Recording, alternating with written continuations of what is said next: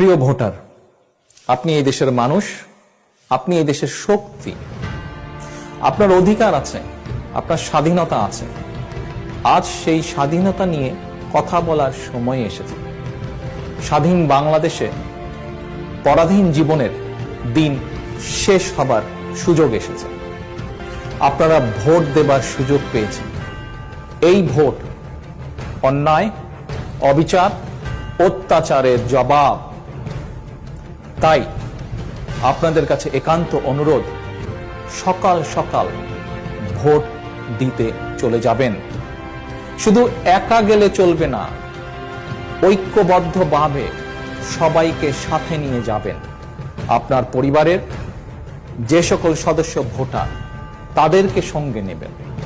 আপনার প্রতিবেশী, পাড়া প্রতিবেশী, বন্ধু যারা ভোটার, তাদেরকে সাথে নেবেন। সকলে একত্রিতভাবে ঐক্যবদ্ধভাবে যাবেন এবং যাবার পরে নিশ্চিত করবেন আপনার ভোট প্রদান।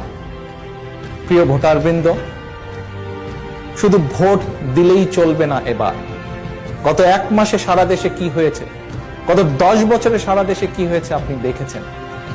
সারাদিন ভোট কেন্দ্রকে পাহারা দিতে হবে।